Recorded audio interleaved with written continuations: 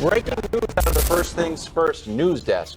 Shedeur is going to start Friday night. Browns at Panthers. Now, Shedeur was fourth on the depth chart, and we had a long discussion to start the show on if he was going to get more time with the ones, especially that they brought in, because they brought in Tyler Huntley. We thought it was a big question mark, but that's been answered. He will start in the Browns' first preseason game. Nick, your immediate reaction. This is all courtesy of Mary Kay Cabot. All right. I mean, given the circumstances, it would be disastrous if he weren't starting, because the other news is they don't want Flacco to play, and Gabriel and Pickett are hurt. Right. So, he hasn't been elevated, or he's fourth string, and the top three guys above him are unavailable. Shedeur Sanders fans, you're not ready for what just dropped. You can feel it in the air. Something's shifting in Cleveland. The Browns just made a move nobody saw coming. They didn't just name a preseason starter. They lit a fuse under their entire quarterback room. And that fuse? It's got Shedeur Sanders' name all over it. From the very start of training camp, Shedeur wasn't supposed to be in this position. He was fourth on the depth chart. That's right, folks. Buried behind veterans. Pushed down the list. Brought in as more of a future project than a present solution.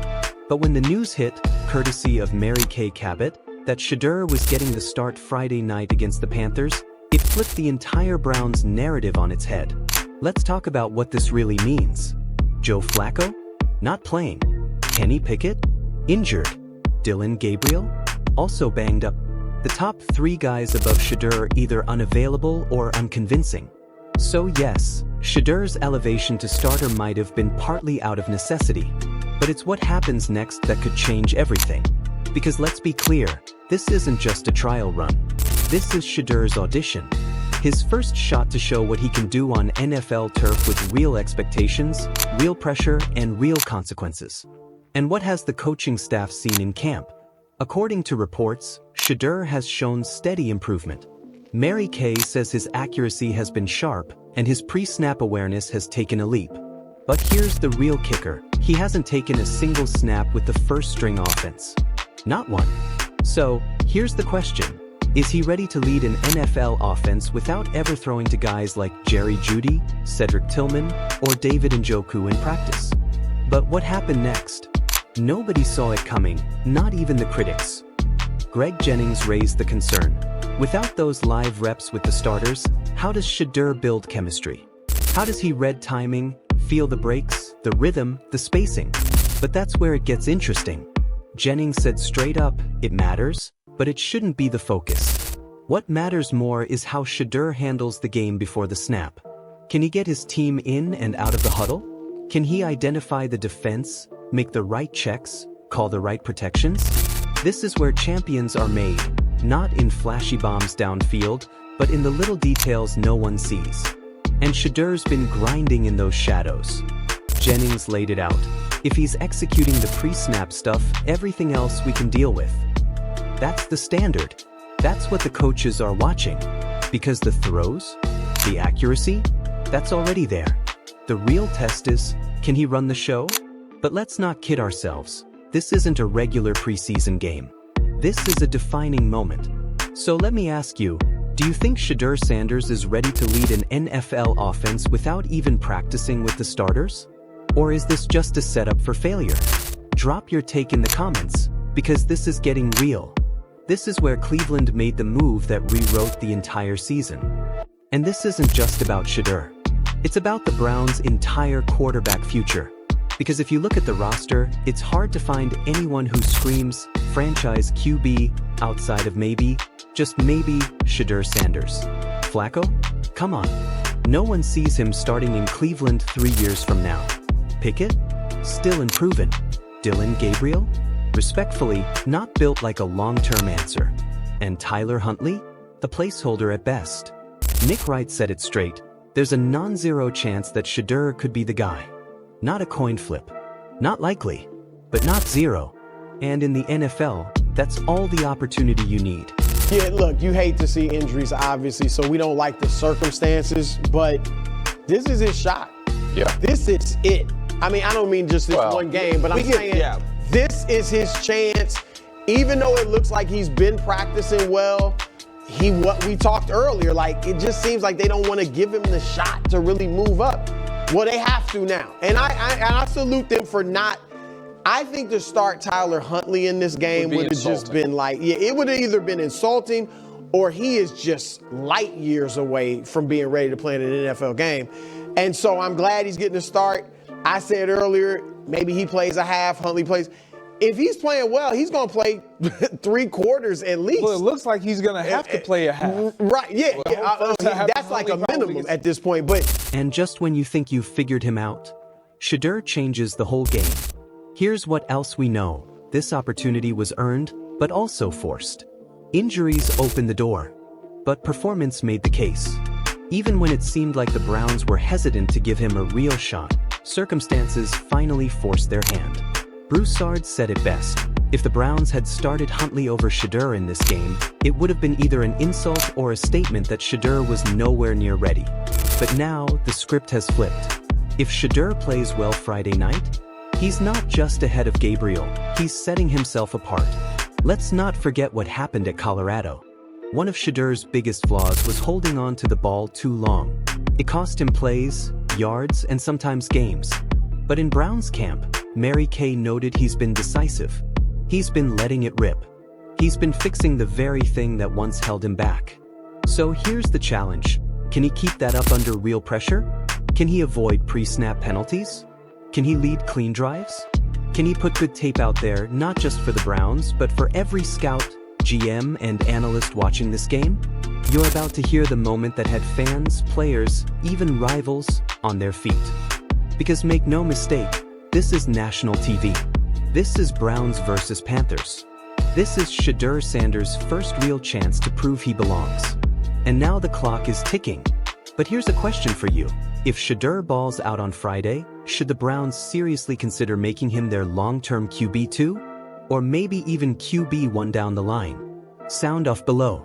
If you've been watching this situation unfold like the rest of us, then you know, this isn't just a preseason story. This is the kind of moment that shapes a franchise. Shedeur Sanders is being given the keys, and we're about to find out if he knows how to drive. Let's rewind for a second.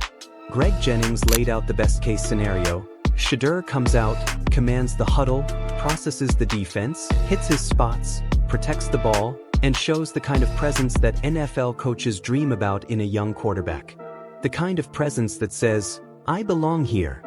But he also didn't sugarcoat the worst-case scenario either. What happens if Shedeur looks lost? If he's late out of the huddle? If he commits pre-snap penalties, struggles to adjust to blitzes, holds the ball too long? Jennings warned that the most concerning signs would be mental mistakes, the very issues that can stall a quarterback's career before it even starts. And you know what? That pressure is real. It's heavy. But here's where Shedeur might just flip the script. He knows that pressure. He's lived in it. Being Deion Sanders' son? You're born into the spotlight, but now he's got to own it. But champions aren't made in comfort.